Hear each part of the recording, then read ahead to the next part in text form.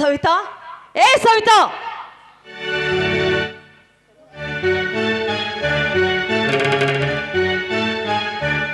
ಬಂದೆ ಅಕ್ಕ. ನಿದ್ಯಲ್ಲೇ ಬೆಬರ್ಗಂಗ ಹಾಗೆ ಅಲ್ಲ, ಮನೇಲಿರುವ ಮುಸ್ರಿ ಪಾತ್ರೆಯನ್ನ ಚೆನ್ನಾಗಿ ತೊಳೆದಿದ್ಯಾ ತಾನೇ? ಆಯ್ತಕ್ಕ, ಎಲ್ಲ ಕೆಲಸ ಮಾಡಿದ್ದೀನಿ. ಮುಸುರೆ ಪಾತ್ರೆ ಇನ್ನೂ ಸ್ವಲ್ಪ ಇವೆ. ನನಗೆ ನಿನ್ನೆಯಿಂದ ಊಟ ಮಾಡಿಲ್ಲ, ತುಂಬ ಹಸಿವೆ ಆಗಿದೆ. ಅಲ್ಲ, ಬೆಟ್ಟಿ ಕೋಳು ಸಿಕ್ತು ಅಂತ ಹೇಳಿ ಊಟ ಮಾಡಲು ಹೊರಟಿದ್ಯಲ್ಲೇ?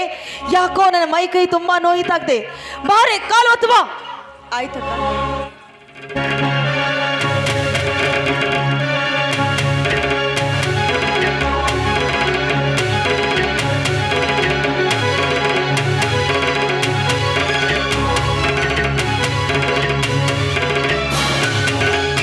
ಏನೇ ನೆಪ್ಪು ಹೊತ್ತದಲ್ಲಿ ನನ್ನನ್ನು ಸಾಯಿಸಬೇಕು ಅಂತ ಮಾಡಿದೇನೆ? ಚಾಂಡಾಲಿನಿ, ಹೇಳಿದ ಕೆಲಸ ಸರಿಯಾಗಿ ಮಾಡೋದಕ್ಕೆ ಆಗೋದಿಲ್ಲ ನಿನ್ನ ಕೈಲಿ. ಅದೆಲ್ಲ ಬಿಡು, ಮನೆಯಲ್ಲಿ ಸಾಕಷ್ಟು ಕಸ ಬಿದ್ದಿದೆ, ಸ್ವಚ್ಛವಾಗಿ ಕಸವನ್ನು ಗುಡಿಸು. ಹಾ, ಹೋಗು.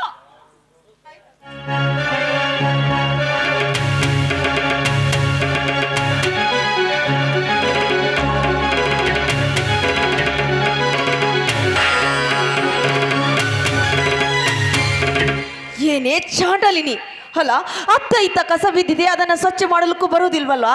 ನಿಮ್ಮ ಅಣ್ಣನಿಗೆ ಕಸ ಹುಡುಗೋದನ್ನ ಕಲಿಸಿಲ್ವಾ? ಬಡವಾರ ಗೆಚ್ಚಿ.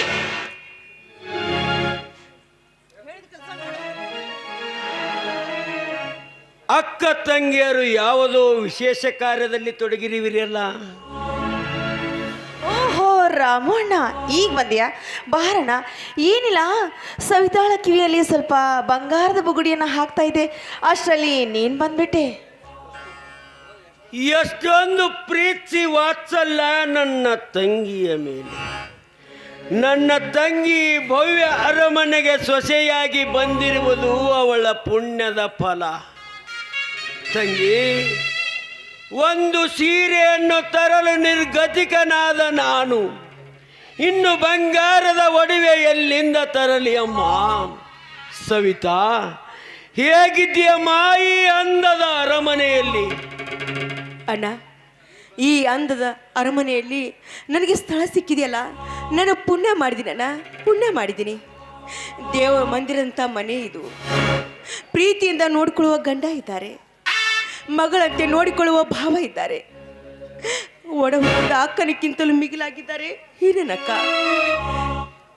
ಇಂಥ ಸಂತೋಷವನ್ನು ದಯಪಾಲಿಸಿದಾನೆ ಆ ದೇವರು. ಇದಕ್ಕಿಂತ ಹೆಚ್ಚಿನದು ಏನು ಬೇಕಣ್ಣ ನನಗೆ?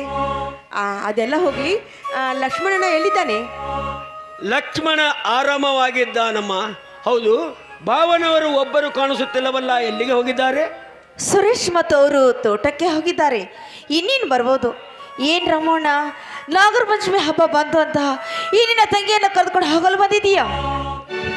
ಹೌದಮ್ಮ ತಂಗಿ, ನಿನ್ನ ಮಾತಿನಂತೆ ತಂಗಿಯನ್ನು ನಾಗರ ಪಂಚಮಿ ಹಬ್ಬಕ್ಕೆ ಕರೆಯಲು ಬಂದಿರುವೆ. ನೋಡಿ, ಅವ್ರು ಬಂದ ಮೇಲೆ ವಿಚಾರ ಮಾಡಿ ಕರೆದುಕೊಂಡು ಹೋಗುವಿರಂತೆ. ಏನಮ್ಮ ಸವಿತಾ, ರಾಮಣ್ಣ ಯಾವಾಗ ಊಟ ಮಾಡಿದ್ದಾನೋ ಏನೋ. ಹೋಗಮ್ಮ, ಮೊದಲು ಊಟಕ್ಕೆ ಬಡಿಸ್ ಹೋಗು. ಆಯ್ತಕ್ಕ. ಅಣ್ಣ, ಬಾಣ ಊಟ ಮಾಡುವೆ ಅಂತೆ. ನಡೆಯಮ್ಮ.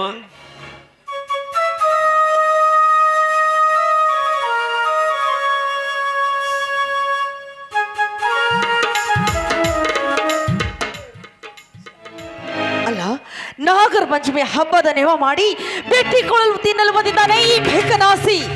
ಅಲ್ಲ, ಇವರಿಗೆ ಸರಿಯಾಗಿ ಒಂದು ಗತಿ ಕಾಣಿಸಲೇಬೇಕು.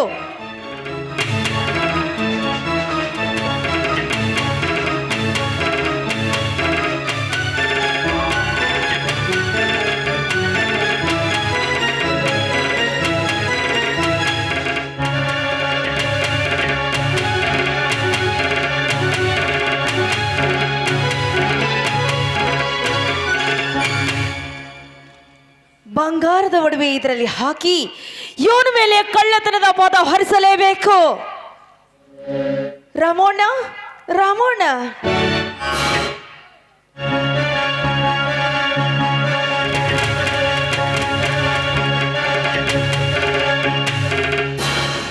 ಯಾಕೆ ತಂಗಿ ಕೂಗಿದೆಯಲ್ಲ?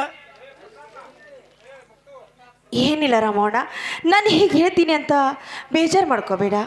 ಅದು ಅಲ್ಲದೆ ರಂಗಪ್ಪ ತೋಟಕ್ಕೆ ಹೋಗಿದ್ದಾನೆ. ಇನ್ನು ಇವರು ಬರುವುದು ಸ್ವಲ್ಪ ತಡವಾಗುತ್ತೆ. ಅದಕ್ಕೆ ಸ್ವಲ್ಪ ಸಂತಿಗೆ ಹೋಗಿ ಬಜಾರನ್ನು ತರಬೇಕಾಗಿತ್ತು. ಹಾಂ ಅಣ್ಣ, ತೆಗೆದುಕೋ. ಇದರಲ್ಲಿ ಏನೇನು ಬೇಕೋ ಎಲ್ಲವನ್ನ ಚೀಟಿಯಲ್ಲಿ ಬರೆದಿದ್ದೀನಿ, ಸ್ವಲ್ಪ ತೆಗೆದುಕೊಂಡು ಬಾರಣ್ಣ.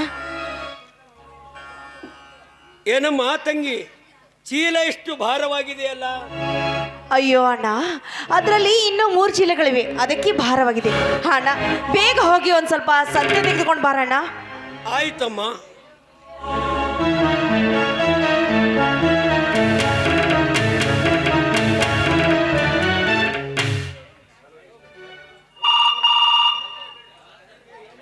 Hello inspector. ಹಾಂ, ನನ್ನ ಮಿಸಸ್ ಕವಿತಾದೇವಿ ಮಾತನಾಡ್ತಿರೋದು. ನೋಡಿ, ನಮ್ಮ ಮನೆಗೆ ಹಬ್ಬಕ್ಕಾಗಿ ತಂಗಿಯನ್ನು ಕರೆಯಲು ಬಂದ ರಾಮು ಯಾರೂ ಇಲ್ಲದ ಸಮಯ ಸಾಧಿಸಿ ನಮ್ಮ ತಿಜೋರಿಯನ್ನು ಒಡೆದು ಅದರಲ್ಲಿ ಒಡೆಯನ್ನು ತೆಗೆದುಕೊಂಡು ಹೋಗಿದ್ದಾನೆ. ಆದಷ್ಟು ಬೇಗ ಅವನಿಗೆ ನೀವು ಅರೆಸ್ಟ್ ಮಾಡಲೇಬೇಕು. ಹಾಂ, ಆಯಿತು.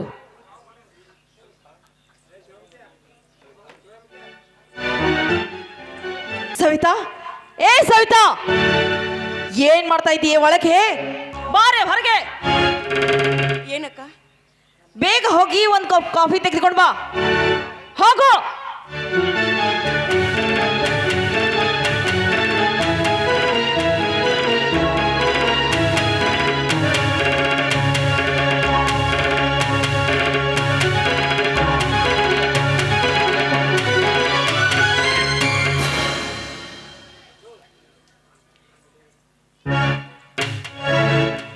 ಏನೇ, ನಿನಗೆ ಚಹಾ ಮಾಡೋದಕ್ಕೆ ಸಹ ಬರುವುದಿಲ್ವಾ?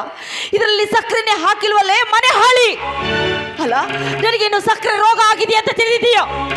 ಹೆಚ್ಚಿಗೆ ಸಕ್ಕರೆ ಹಾಕಿ ಚಹಾ ಮಾಡೋದಕ್ಕೆ ಏನಾಗಿದೆ?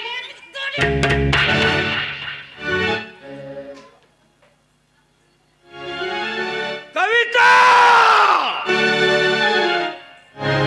ನನ್ನ ಕಣ್ಣೆದುರಿಗೆ ನನ್ನ ತಂಗಿಯ ಕಪಾಳಕ್ಕೆ ಕೈ ಮಾಡಿವೆಯಲ್ಲ ಚಾಂಡಾಲಿನಿ.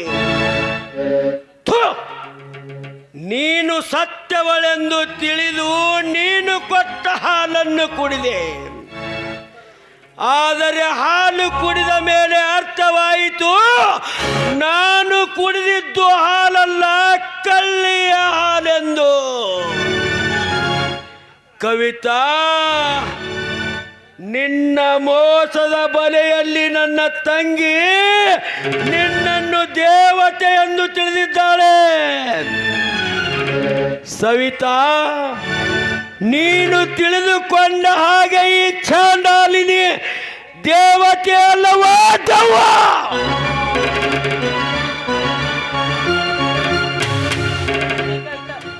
ಶ್ರೀಮತಿ ಕವಿತಾದೇವಿಯವರೇ, ತೆಗೆದುಕೊಳ್ಳಿ ನಿಮ್ಮ ಈ ಒಡೆಯನ್ನು.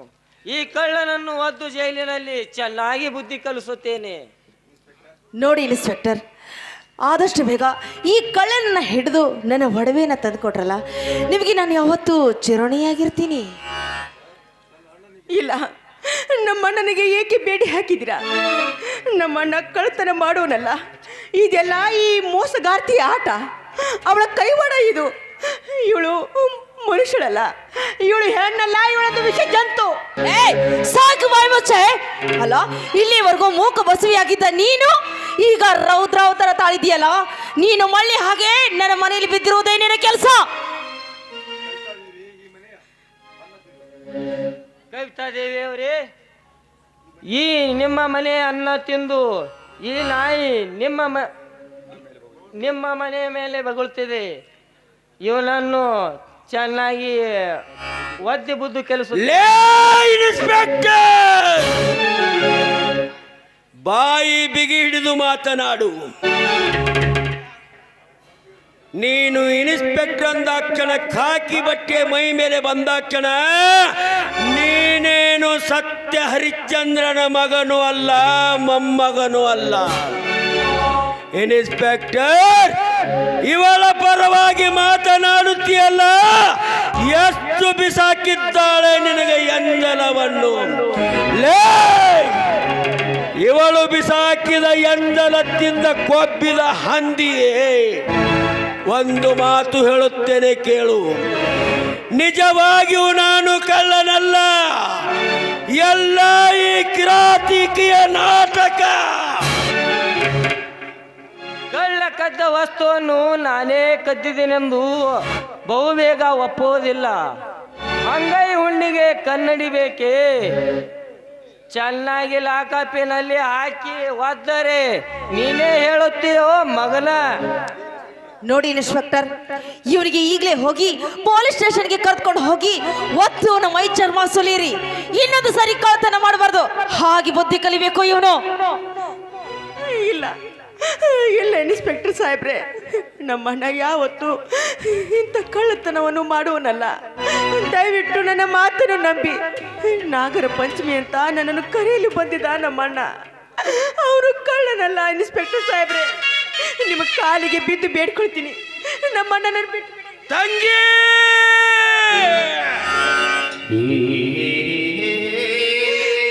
ಅಣ್ಣ, ಯಾಕಣ್ಣ ಯಾಕಣ್ಣ ನನ್ನನ್ನು ಕರೆಯಲು ಬಂದೆ ನೀನು? ನಾಗರ ಪಂಚಮಿ ಅಂತ ನನ್ನನ್ನು ಕರೆಯಲು ಬಂದು ನಿನ್ನ ಕಳ್ಳತನ ಎಂಬ ಅಪವಾದನ ಹೊರಿಸ್ಕೊಂಡು ಬಿಟ್ಟಿಯಲ್ಲ. ಕರೆಯಲು ಬಂದೆ ನೀನು? ಹೌದು ತಂಗಿ, ನಾಗರ ಪಂಚಮಿ ಹಬ್ಬಕ್ಕೆ ತಂಗಿಯನ್ನು ಕರೆಯಲು ಬಂದ ನನಗೆ ಕಳ್ಳನೆಂದು ಪಟ್ಟ ಕಟ್ಟಿತು ಆ ವಿಧಿ. ಇನ್ಸ್ಪೆಕ್ಟರ್, ನೀನು ಹಾಕಿರುವ ಈ ಬೇಡಿ, ನಾನು ನಿರಪರಾಧಿ.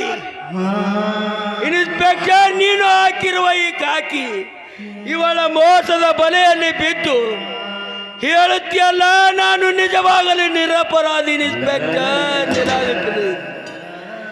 ನೀನು ಹಾಕಿರುವ ಈ ಕಾಕಿ ಹೊಲಸು ತಿನ್ನುವುದಕ್ಕೆ ಮಾತ್ರ, ಅನ್ನ ತಿನ್ನುವುದಕ್ಕಲ್ಲ, ನೆನಪಿನಲ್ಲಿಟ್ಟಿಕೋ.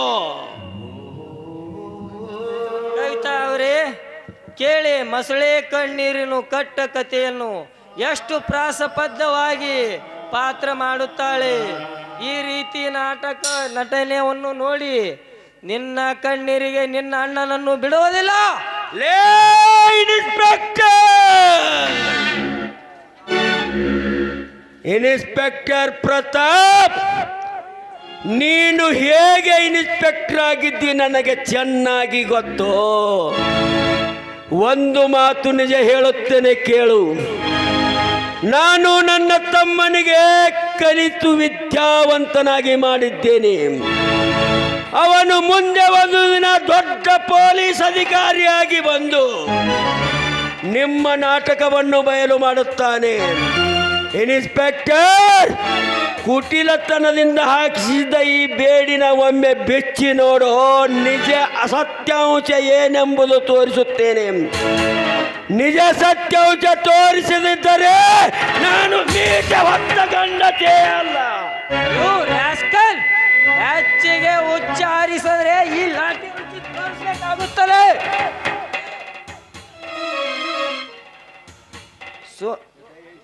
ಅಲ್ಲಿ ಪೊಲೀಸ್ ಸ್ಟೇಷನ್ ಇದೆ, ಅಲ್ಲಿ ನಿನಗೆ ಚೆನ್ನಾಗಿ ಒದ್ದು ಬುದ್ಧಿ ಕಲಿಸುತ್ತೇನೆ.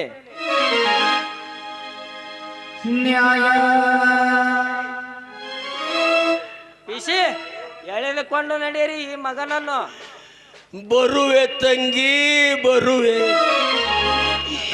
ನಾಗರ ಪಂಚಮಿ ಹಬ್ಬಕ್ಕೆ ಕರೆಯಲು ಬಂದ ತಂಗಿಗೆ ಕಳ್ಳನ ತಂಗಿ ಎಂದು ಕೆಟ್ಟ ಪಟ್ಟ ಕಟ್ಟಿದ ಈ ಕಳ್ಳ ಅಣ್ಣನನ್ನು ಕ್ಷಮಿಸಮ್ಮ.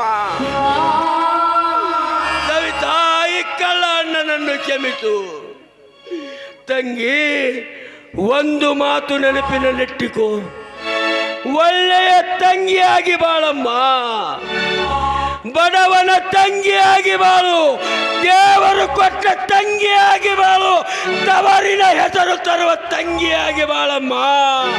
ಸವಿತಾ, ಸತ್ಯ ಯಾವಾಗಲೂ ನಿಗೂಢವಾಗಿರುತ್ತೆ. ಬರುತ್ತೇನೆ ತಂಗಿ,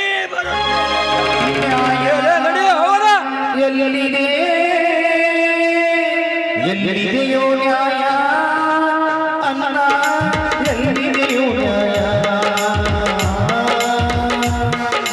ಬಡವನ ನ್ಯಾಯ ಕೇಳುವುದೇ ಅನ್ಯಾಯ.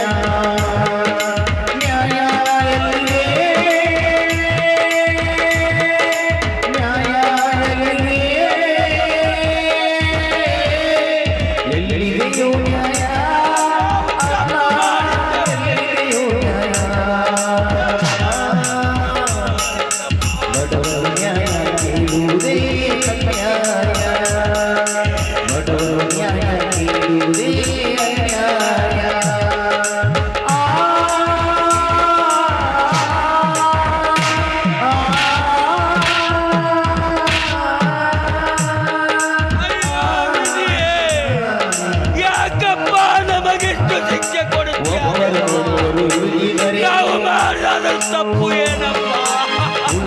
ಮಾಡಿದರೇನು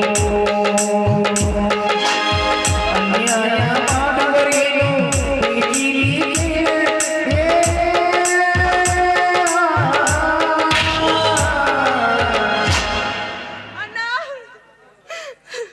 ಅಣ್ಣ ಅಂತೆ ಅಣ್ಣ ಏನೇ ಅಳುತ್ತ ನಿಂತುಬಿಟ್ಟೆ ಅಲ್ಲ ಸಾಕು ನಿಲ್ಲಿಸು ಈ ನಿನ್ನ ಅಳೋದನ್ನ ಮನೆಯಲ್ಲಿ ಅವರು ಮತ್ತು ಸುರೇಶ್ ಬರೋರಿದ್ದಾರೆ ಹೋಗು ಒಳಗೆ ಅಡುಗೆ ಮಾಡು ನಿನಗೆ ಹೇಳ್ತಾ ಇರೋದು ಹೋಗೆ ಹೋಗು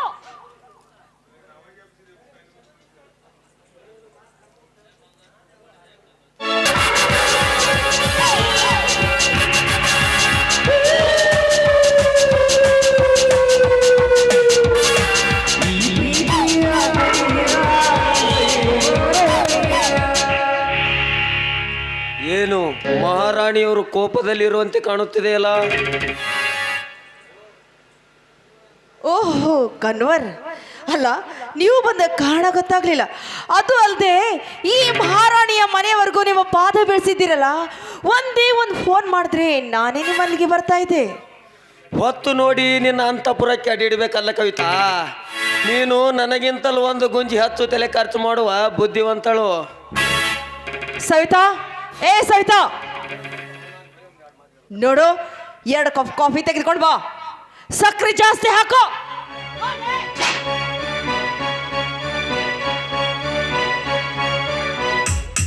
ಓಹೋ ಕವಿತಾ, ಈ ಬಾಲೆ ಯಾರು ಒಳ್ಳೆ ದಂತದ ಗೊಂಬೆ ಇದ್ದ ಹಾಗೆ ಇದ್ದಾಳಲ್ಲ. ಇವಳು ನನ್ನ ಮನೆ ಕೆಲಸದ ಆಳು.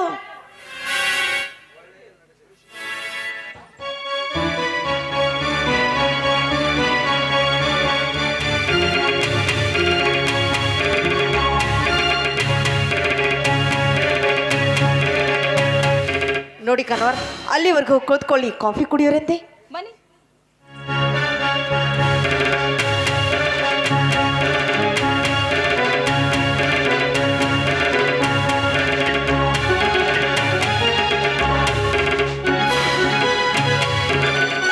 ಏ ಸವಿತಾ, ಆ ಕಪ್ ತೆಗೆದುಕೊಂಡು ಹೋಗೋ. ನೀತಿಯಲ್ಲ ಬೆದ್ರು ಗೊಂಬೆ ಹಾಗೆ. ಲೇ ಕವಿತಾ, ಮನೆಗೆ ಬಂದಿರುವ ಈ ಪ್ರೇಮರಾಜನಿಗೆ ಬರೀ ಕಾಫಿ ಕುಡಿಸುವೆಯಾ ಹೇಗೆ? ಮುತ್ತಿನ ಮಳೆ ಸುರಿಸು ಬಾರೇ ನನ್ನ ಮಯೂರಿ.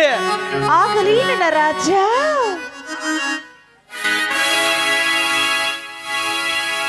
ಕವಿಗಾಳಿದಾಸನ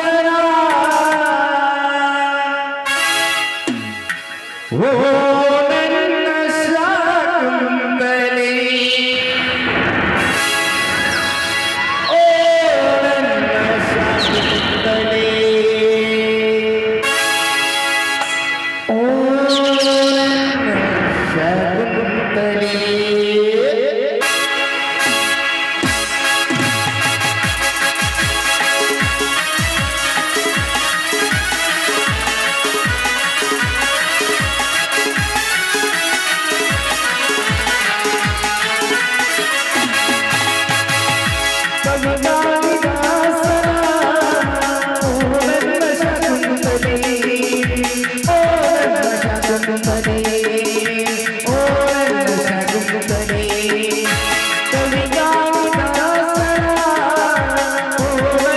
ಶಾಕುಂತಲೆ, ಓ ನನ್ನ ಶಾಕುಂತಲೆ.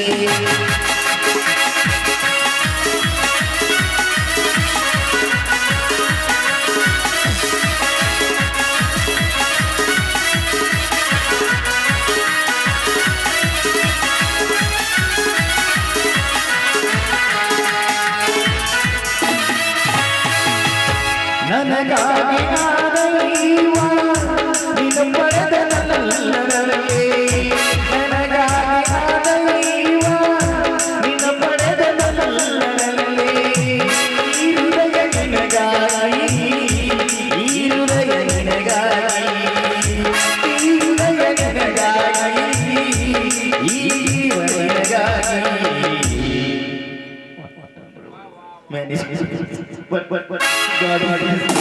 ಕವಿಗಾಳಿದಾಸನ ಓ ನನ್ನ ಶಾಕುಂತಲೆ, ಓ ನನ್ನ ಶಾಕುಂತಲೆ.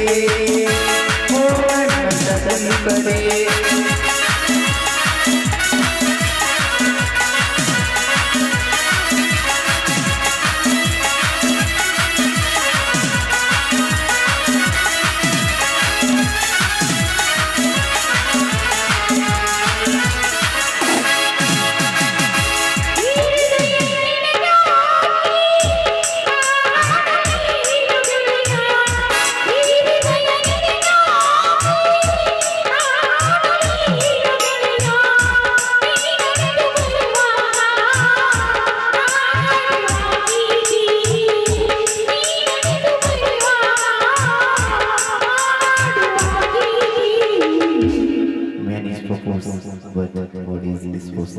I love you. ಕವಿಗಾಡಿ ದಾಸನ ಓ ನನ್ನ ಸಖಿಬಲೆ.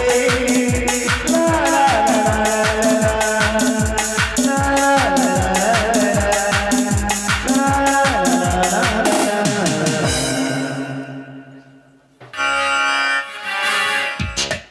ಓಹೋ ಕವಿತಾ, ಸುರೇಶ್ ಬರುವಂತೆ ಕಾಣುತ್ತದೆ.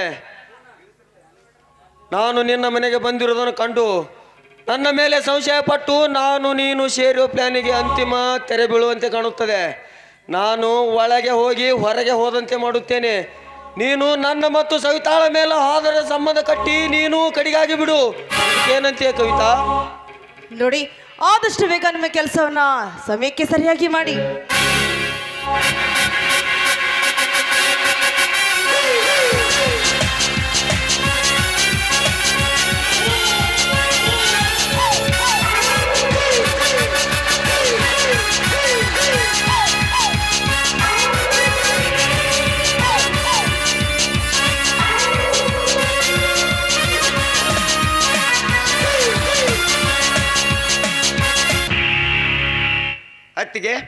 ಅತ್ತಿಗೆ, ನಾನು MBBS ಪರೀಕ್ಷೆಯಲ್ಲಿ ಪ್ರಥಮ ದರ್ಜೆಯಲ್ಲಿ ಪಾಸ್ ಆಗೋದಕ್ಕೆ ಸ್ವೀಟ್ ತಂದಿರುವೆ. ಅತ್ತಿಗೆ, ಸವಿತಾ ಎತ್ತಿಗೆ ಇಬ್ಬರಿಗೆ ಸೇರಿ ಸ್ವೀಟ್ ಕೊಡುವೆ. ಅಲ್ಲ ಸುರೇಶ್, ಏನಂತ ಹೇಳಿ, ಯಾವ ಬಾಯಿಂದ ಹೇಳಪ್ಪ ಆ ವಿಷಯವನ್ನ? ಸವಿತಾ ಒಳಗಡೆ ಅಕ್ಕನವರ ಜೊತೆ ಚಕ್ಕದಾಡ್ತಾ ಇದ್ದಾಳೆ ಕಣ, ಚಕ್ಕದಾಡ್ತಾ ಇದ್ದಾಳೆ. ಅತ್ತಿಗೆ, ಏನು ಹೇಳುತ್ತಿರುವಿರಿ? ನಿಮ್ಮ ಮಾತು ಸತ್ಯವೇ? ಹೌದಪ್ಪ ಮೈಥುನ, ನಾನು ಹೇಳ್ತಿರೋ ಮಾತು ಸತ್ಯವಾಗಿದೆ. ಬೇಕಾದ್ರೆ ನೀನೇ ನೋಡು.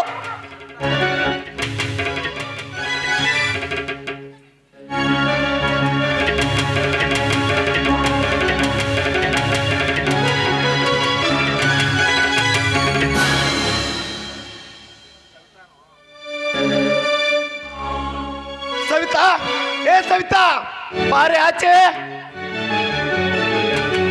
ಯಾಕ್ರಿ ಮುಗಿಲೇ ಕತ್ತರಿಸಿ ಬೀಳೋ ಹಾಗೆ ಚೀರ್ತಾ ಇದ್ರಲ್ಲ, ಏನಾದರೂ ಸಮಸ್ಯೆ ಉದ್ಭವಿಸಿದೇನು? ಸಾಕು, ಬಾಯಿ ಮುಚ್ಚು ಮತೀನ ಎಣ್ಣೆ. ಇಂದಿನಿಂದ ನಾನು ನಿನ್ನ ಪತಿ ಅಲ್ಲ, ನೀನು ನನ್ನ ಸತಿ ಅಲ್ಲ. ಬಡ ಸ್ನೇಹಿತನ ಸಹೋದರಿ ಎಂದು ತಿಪ್ಪೆಯಲ್ಲಿದ್ದವನು ತಂದು ತುಪ್ಪದ ವಾಸನೆ ತೋರಿಸಿದರೆ ತಕ್ಕ ಪ್ರಾಯಚಿತ್ತವೇ ನೀಡಿದೆ. ನನ್ನ ಮಡದಿ ಪವಿತ್ರ ಅಂತರಗಂಗೆ ಎಂದು ಭಾವಿಸಿದ್ದೆ. ಆದರೆ ನೀನು ಅಂತರಗಂಗೆಯಲ್ಲ, ಕೊಳಚೆ ನೀರು. ಏ ಸವಿತಾ ಎಂಬ ಚಂಚಲಗಿತ್ತಿ ನೆರೆದ ನಾಗರಿಕ ಸಮೂಹದಲ್ಲಿ ಅಗ್ನಿ ಸಾಕ್ಷಿಯಾಗಿ ತಾಳಿ ಕಟ್ಟಿಸಿಕೊಂಡು ಈ ಸಮಾಜದ ಕಣ್ಣಿಗೆ ಪ್ರತಿರೋಧೆಯಾಗಿ ಜಾರಣಿಯಂತೆ ಕನ್ವರ್ನ ಸಂಘ ಬಯಸಿದ್ದೇನೆ. ಸ್ವಾಮಿ, ಇದೇನು ಹೇಳ್ತಾ ಇದ್ದೀರಾ? ಇದಂತ ನುಡಿಗಳನ್ನು ನುಡಿತಾ ಇದ್ದೀರಾ ನೀವು? ನಿಮ್ಮ ಬಾಯಲ್ಲಿ ನನ್ನನ್ನು ಸೂಳೆ ಅಂತ ಉಚ್ಚರಿಸ್ತಿದ್ದೀರಾ? ನಾನು ಅಂತ ಕಳಂಕಿನಿ ಅಲ್ಲ ರೀ, ಕಳಂಕಿನಿ ಅಲ್ಲ. ನಾನು ನಿಜವಾಗಿ ಪತಿರತ್ತೆ, ನೀವೇ ನನ್ನ ಪಾಲಿನ ದೇವರು ಅಂತ ತಿಳ್ಕೊಂಡಳು ನಾನು. ದಯವಿಟ್ಟು ನನ್ನ ಮಾತನ್ನು ನಂಬಿ ನಿಮ್ಮ ಕಾಲಿಡಿದು ಬೇಡ್ಕೊಂಡು. ಸರಿ ಆಚೆ ಚಾಂಡಾಲಿನಿ, ನಿನ್ನ ಹೊಲಸು ಕೈಗಳಿಂದ ನನ್ನ ಪಾದ ಮುಟ್ಟದಿರು. ನಿನ್ನ ಸುಳ್ಳಿನ ಸರಮಾಲೆಯನ್ನು ನಂಬುವ ಮಂದಮತಿಯನಲ್ಲ ಈ ಸುರೇಶ. ನನ್ನ ಸತಿ ಅತ್ರಿಯ ಋಷಿಯ ಮಹಾ ಹೆಂಡತಿ ಅನುಸೂಯ ಎಂದು ತಿಳಿದುಕೊಂಡು ನಿನ್ನನ್ನು ಮದುವೆಯಾದೆ. ಆದರೆ ನೀನು ಅನುಸೂಯಲ್ಲ, ನಮ್ಮ ಮನೆತನಕ ಮಸಿ ಬಡೆದು ಈ ಮನೆತನದ ಮಾನ ಮರ್ಯಾದೆ ಕಳೆದ ಕಳಂಕಿ ನೀನು.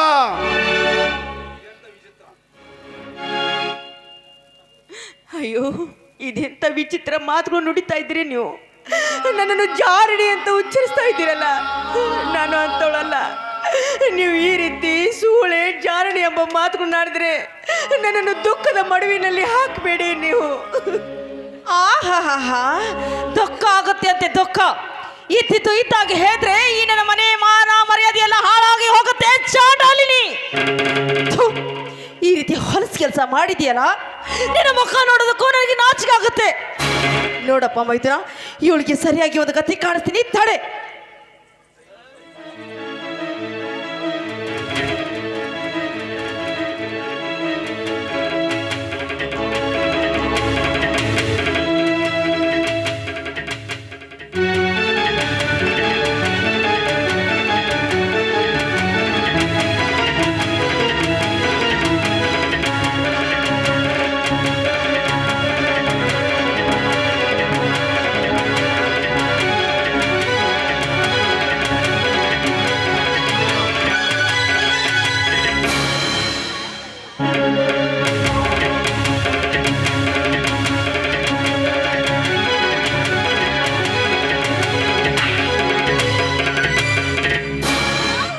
ಅಮ್ಮ, ಅಣ್ಣ, ಉರಿ, ಅಯ್ಯೋ,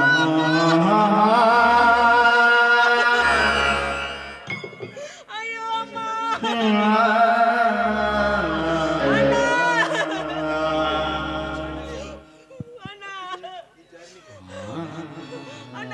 ಹತ್ತಿಗೆ ಈ ಜಾರಣೆಯನ್ನು ಸರಿಯಾದ ಶಿಕ್ಷೆಯನ್ನೇ ನೀಡಿದಿರಿ. ಮೊದಲು ಚೆಂಡು ಹಿಡಿದು ಬೀದಿಗೆ ತಳ್ಳು ಈ ಧರ್ಮದ ಮನೆಯಿಂದ. ಏನೇ ನಡತಿ ಕೆಟ್ಟ ಸವಿತಾ, ಈ ಮನೆಯಲ್ಲಿ ಒಂದು ಕ್ಷಣ ಕೂಡ ನಿಲ್ಬಾರ್ದು. ನಡೆ ನನ್ನ ಮನೆಯಿಂದ ಆಚೆ. ಅಕ್ಕ ಅಕ್ಕ, ನೀನು ಈ ಮನೆಗೊಂದು ಸೊಸೆಯಾಗಿ ಬಂದವಳು.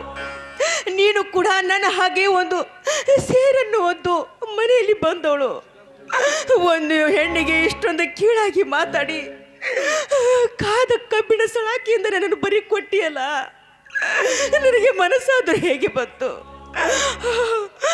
ನೋಡಮ್ಮ, ಇವತ್ತು ನನಗಿಂತ ಶಿಕ್ಷೆ ಕೊಟ್ಟಿದೆಯಲ್ಲ, ಇವತ್ತಲ್ಲ ನಾಳೆ ನಿನಗೂ ಕೂಡ ಇಂಥ ಪರಿಸ್ಥಿತಿ ಬರ್ಬೋದು. ಅದನ್ನು ನೀನು ವಿಚಾರ ಮಾಡು. ಏನೇ ನೋಡಿ, ನಿಮಗೆ ಬೇಡಾಗಿ ಈ ಮನೆಯಲ್ಲಿ ನಾನು ಇರೋದಿಲ್ಲ, ಹೊರಟು ಹೋಗ್ತೀನಿ. ಹೋಗೋದಕ್ಕಿಂತ ಮುಂಚೆ ನಿಮಗೆ ಕಾಲಿಗೆ ಬಿದ್ದು ಬೇಡ್ಕೊಳ್ತೀನಿ, ನನಗೆ ಆಶೀರ್ವಾದ ಮಾಡಿ ಹರ್ಷಿ ಕಳಿಸಿಕೊಡಿ. ಈ ಬಾಳಲಿ ಶಾಂತಿಯಲ್ಲಿದೆ, ಬಿರುಗಾಳಿಯೇ ಬೀಸಿದೆ.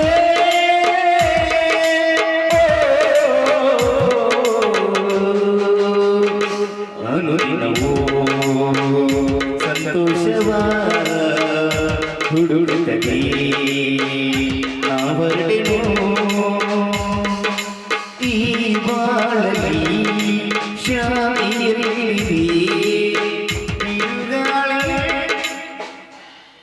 ನೋಡಪ್ಪ ಮೈದನ, ಪೀಡೆ ತೊಲಗ್ತು, ಬಿಸಿ ಬಿಸಿಯಾದ ಅಡಿಗೆ ಮಾಡ್ತೀನಿ. ನಿಮ್ಮ ಅಣ್ಣನವರು ಬರುವ ಹೊತ್ತಾಯ್ತು.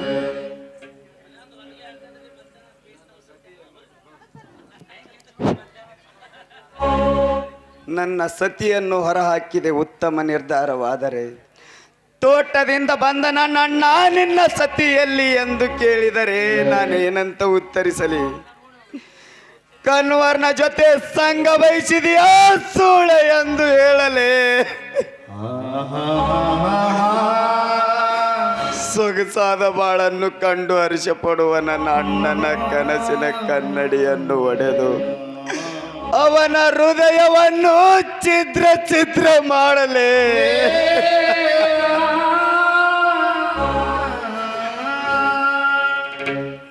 ಅಯ್ಯೋ ದುರ್ವಿಧಿ, ಎಂಥ ಕಠೋರವಾದ ಅಗ್ನಿಕೊಂಡದಲ್ಲಿ ಧುಮುಕಿಸಿದಿ ಈ ಸುರೇಶನನ್ನು. ಕನ್ವರ್ನ ಜೊತೆ ಸಂಘ ಬಯಸಿ ಓಡಿ ಹೋದಳೆಂದು ಈ ಸಮಾಜ ಅಣುಕಿಸಿ ನಗುವಂತಾಯಿತು ನನ್ನ ಬಾಳು. ಅಯ್ಯೋ ದೇವರೇ.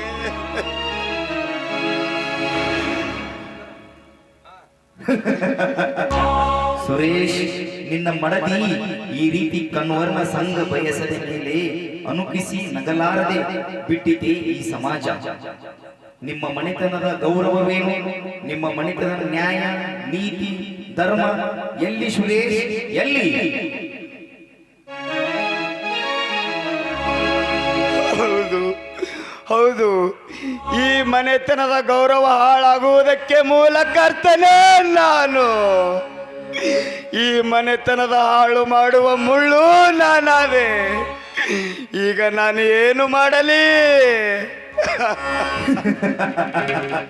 ಸುರೇಶ್, ನಿನ್ನಣ್ಣ ಬಂದ ಮೇಲೆ ನಿನ್ನ ಹೆಂಡತಿಯ ನಿಜಾಂಶ ತಿಳಿದು ನಿನ್ನ ಮೇಲೆ ಸಿಟ್ಟಾಗುವುದು ಖಂಡಿತ. ಎಂತ ಹೆಣ್ಣನ್ನು ಮದುವೆ ಮಾಡಿಕೊಂಡಿ ಎಂದು ವಿಚಾರ ಮಾಡು ಸುರೇಶ. ಇದಕ್ಕೆ ಕೊನೆಗೆ ಉಳಿದ ಮಾರ್ಯ ಒಂದೇ, ನಿನ್ನ ದರಿದ್ರ ಮುಖ ನಿನ್ನಣ್ಣಗೆ ತೋರಿಸುವ ಮೊದಲೇ ನೀನೇ ಸಾಯಲೇಬೇಕು. ಸಿದ್ಧನಾಗು ಸುರೇಶ, ಸಾಯುವುದಕ್ಕೆ ಸಿದ್ಧನಾಗು. ಹೌದು, ನನ್ನ ಅಣ್ಣ ಬರೋದರೊಳಗಾಗಿಯೇ ಈ ಬೋಲ್ ಸಾಗರದಿಂದ ಬೇಗ ಮರೆಯಾಗಲೇಬೇಕು. ಕಣ್ಣ ಮುಚ್ಚಿ ಕಾಡೆಗೂಡು ಆಟ ನಮ್ಮ ಬಾಳು, ಯಾರ್ಯಾರ ದಿಲಲ್ಲಿ ನೀನಿದೆ ಬಲ್ಲವರ್ಯಾರು ನೀನು. ಈ ನನ್ನ ನತದೃಷ್ಟ ಮುಖವನ್ನು ನನ್ನ ಅಣ್ಣನಿಗೆ ತೋರಿಸಲಾರೆ. ಈ ಚಾಕುವಿನಿಂದ ಸಾಯಲೇಬೇಕು. ಕ್ಷಮಿಸು ರಮೇಶ್ ಅಣ್ಣ ಈ ಪಾಪಿಯನ್ನು. ಬೇಡಪ್ಪ ಮೈದುನ, ಬೇಡ. ನೋಡು, ಅವಳು ಮಾಡಿದ ಮೋಸಕ್ಕೆ ನೀನೇಕೆ ಸಾಯುವೆ? ಬೇಡಪ್ಪ ಮೈದುನ, ಹಾಗೆಲ್ಲ ಮಾಡಬೇಡ. ಹತ್ತಿಗೆ ನನ್ನನ್ನು ತಡೆಯಬೇಡಿರಿ. ಈ ನನ್ನ ಹೊಲಸು ಮುಖವನ್ನು ನನ್ನ ಅಣ್ಣನಿಗೂ ತೋರಿಸಲಾರೆ, ಅತ್ತಿಗೆ ತೋರಿಸಲಾರೆ. ಈ ಚಾಕುವಿನಿಂದ ಸಾಯಲೇಬೇಕು. ಕ್ಷಮಿಸಿ ಅತ್ತಿಗೆ, ನನ್ನನ್ನು ಕ್ಷಮಿಸಿ. ಅಯ್ಯೋ, ಯಾರಾದ್ರೂ ಕಾಪಾಡಿ, ಕಾಪಾಡಿ. ಅಯ್ಯೋ,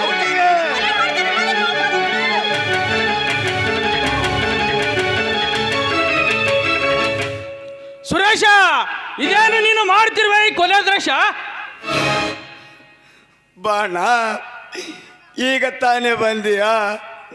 ನಾನು ಸಾಯುವುದನ್ನು ನಿನ್ನ ಸತಿ ತಡೆದು ಈಗ ಸಾಯಿಸಲು ಬಂದನಂತೆ ಚೀರಾಡುತ್ತಿದ್ದಾಳೆ ಅಣ್ಣ. ಬಲು ಬುದ್ಧಿವಂತಿ ಅಣ್ಣ ನಿನ್ನ ಮಡದಿ. ಇದರಲ್ಲಿ ನನ್ನದು ತಪ್ಪು ಅಥವಾ ನಿನ್ನ ಮಡದಿಯ ತಪ್ಪು? ಕೊಲೆ ಘಾತಕ, ಈ ನಿನ್ನ ತಪ್ಪು ಒಪ್ಪಿನ ಬೇರೆ ಮಾತು ಬೇರೆ ಬೇಕು. ಈ ನಿನ್ನ ಜನ್ಮಕ್ಕೆ ರೀ, ನೀವು ಬಂದ್ರಿ ಅಂತ ನನ್ನ ಜೀವ ಉಳಿತು. ಇಲ್ಲದಿದ್ರೆ ಈ ನೀಚ ನನ್ನ ಚಾಕು ನನ್ನ ಚಚ್ಚಿನ ನನ್ನ ಕೊಂದು ಬಿಡ್ತಾ ಇದ್ದ. ಕವಿತಾ, ಮುಂದೆ ಮಾತನಾಡಬೇಡ. ಇಲ್ಲಿ ನಡೆದ ಕೊಲೆ ದೃಶ್ಯ ಕಂಡು ನನಗೆ ಅರ್ಥವಾಯಿತು. ಈ ಸುರೇಶನ ಕೆಟ್ಟ ಕೃತ್ಯ. ತೂ ಪಾಪಿ, ಎಷ್ಟು ದಿನ ಹಂಚು ಹಾಕಿ ಕುಡ್ತಿರುವೆ ನನ್ನ ಸತಿಯನ್ನು ಕೊಲ್ಲಲು ಗುಳ್ಳೆ ನರಿಯಂತೆ. ನಿನ್ನನ್ನು ಸಾಕಿ ಸಲುಹಿ ಸಂರಕ್ಷಣೆ ಮಾಡಿ ವಿದ್ಯೆ ಬುದ್ಧಿ ಕಲಿಸಿದ್ದು ಇದಕ್ಕೇನಾ? ಹಾವಿಗೆ ಹಾಲೆರೆದ ಮೇಲೆ ಒಂದಾನೊಂದು ದಿನ ಹಾವಿನ ಮೇಲೆ ಕಾಲಿಟ್ಟಾಗ ನಾನು ಹಾಲೆರೆದನೆಂದು ಕಚ್ಚಲು ಬಿಡುವುದೇ? ಅದರಂತೆ ನಂಬಿದವರಿಗೆ ನಂಜು ಕುಡಿಸಿ ವಿಷ ತುಂಬಿದ ವಿಶ್ವಾಸಘಾತಕ ನೀನು. ಸವಿತಾ ಎಲ್ಲಿ? ಅಲ್ಲ ರೀ, ಅದೊಂದು ದೊಡ್ಡ ರಾತಾಂತವೇ ಆಯಿತು. ಯಾರೋ ಅವಿಕಗಳ ಮಾತು ಕೇಳಿ ಸವಿತಾ ಹಾಗೂ ಕನ್ನೂರ ಮೇಲೆ ಆದರದ ಹೊರೆ ಹೊರಿಸಿ ಅವಳನ್ನ ಮನೆಯಿಂದ ಹೊರ ಹಾಕಿದ್ದಾನೆ. ಬೇಡಪ್ಪ, ಆ ರೀತಿ ಮಾಡಬೇಡ.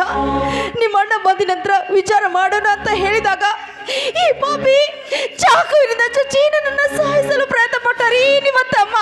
ಅತ್ತಿಗೆ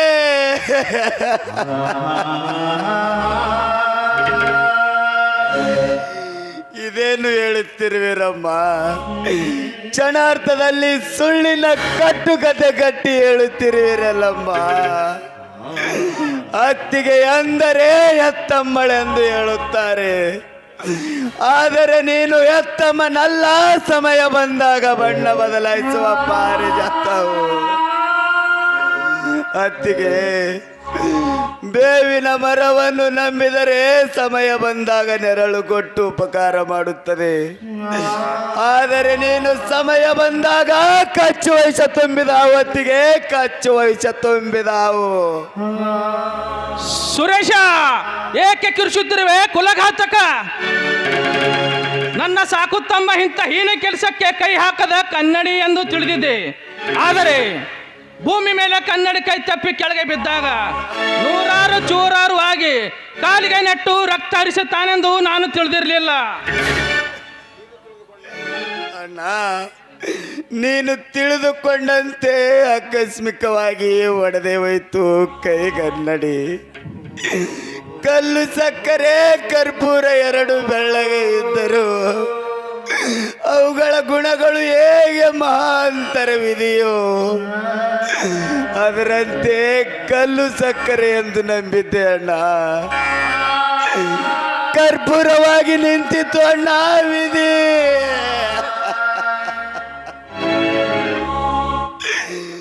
ಅಣ್ಣ ಕರ್ಮ ಎಂಬ ಹೊಸ ಬತ್ತಿಯನ್ನು ಮಾಡಿ ಪಾಪ ಎಂಬ ತಿಳಿಯಾದ ತುಪ್ಪದಲ್ಲಿ ಆ ಬತ್ತಿಗೆ ಲಾಭ ಹಚ್ಚಿ ಬೆಳಕು ಮಾಡಿದಂತಾಯ್ತಣ್ಣ ನನ್ನ ಬಾಳು.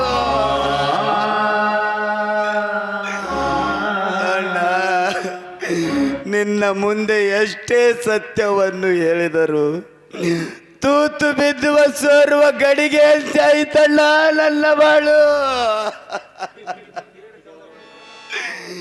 ಅಣ್ಣ ಮನುಷ್ಯನಿಗೆ ಕೆಡಗಾಲ ಬಂದಾಗ ಹಂಸ ಪಕ್ಷಿ ಗುಂಗಿ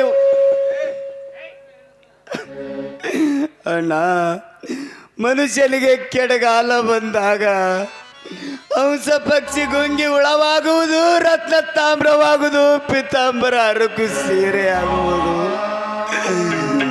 ಅದರಂತೆ ಈ ನಿನ್ನ ಮಡದಿ ನನ್ನನ್ನು ಮೋಸಗೊಳಿಸಿ ಕೊಲೆಗಾರನ ಸ್ಥಾನದಲ್ಲಿ ನಿಲ್ಲಿಸಿದಳು ಅಣ್ಣ, ಕೊಲೆಗಾರನ ಸ್ಥಾನದಲ್ಲಿ ನಿಲ್ಲಿಸಿದಳು. ನಾನು ಮಾತ್ರ ಕೊಲೆ ಮಾಡುವ ಕಟುಕನಲ್ಲ, ನಾನೇ ನಾಳೆಗೂ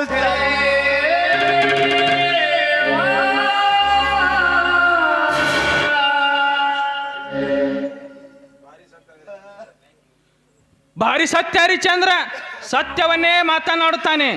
ಮಾಡಿರುವುದು ಚಿಲ್ಲರ ಕೆಲಸ, ಹೇಳುವುದು ವೇದಾಂತ. ನಾನಂತೂ ನನ್ನ ಹೆಂಡತಿಯನ್ನು ಕರೆದುಕೊಂಡು ಮನೆ ಬಿಟ್ಟು ಹೊರಟು ಹೋಗುತ್ತೇನೆ. ನಡಿ ಕವಿತಾ, ಮನೆ ಬಿಟ್ಟು ಹೊರಟು ಹೋಗೋಣ. ನಿಲ್ಲಣ ಅಣ್ಣ, ನಿಲ್ಲಣ. ಈ ನೀಚ ಮಾಡಿದ ತಪ್ಪಿಗೆ ನೀವೇಕೆ ಮನೆ ಬಿಟ್ಟು ಹೋಗಿವಿರಣ್ಣ? ಅಣ್ಣ ನನಗೆ ಈ ಮನೆ ಅನ್ನದ ಋಣ ತೀರಿತು ಅಣ್ಣ, ತೀರಿತು ಅಣ್ಣ. ನಾನೇ ಮನೆ ಬಿಟ್ಟು ಹೋಗುತ್ತೇನಣ್ಣ, ನಾನೇ ಮನೆ ಬಿಟ್ಟು ಹೋಗುತ್ತೇನೆ. ಈ ವಿಧಿಯ ಲಿಖಿತವನ್ನು ತಪ್ಪಿಸಲಿಕ್ಕೆ 3 ಕಣ್ಣು ಮುಕ್ಕಡಿನಿಂದಲೂ ಸಹ ಸಾಧ್ಯವಿಲ್ಲ ಅಣ್ಣ. ಅಣ್ಣ ಈ ನಿನ್ನ ಹೆಂಡತಿಯ ಮಾತನ್ನು ಕೇಳಿ ನನ್ನನ್ನು ಕಡೆಗಾಣಿಸಿ ಬಿಟ್ಟಿಯ ಅಣ್ಣ, ನನ್ನನ್ನು ಕಡೆಗಾಣಿಸಿ ಬಿಟ್ಟಿಯ. ಇದು ನನ್ನ ಭಾಗಕ್ಕೆ ನುಂಗಲಾರದ ತುತ್ತು ಅಣ್ಣ, ನುಂಗಲಾರದ ತುತ್ತು. ಬರುವೆನಣ್ಣ. ಈ ಸುರೇಶನನ್ನು ಕಳಿಸೋ ಮುಂದೆ ಸಂತೋಷದಿಂದ ಕಳಿಸಿಕೊಡೋಣ, ಸಂತೋಷದಿಂದ ಕಳಿಸಿ.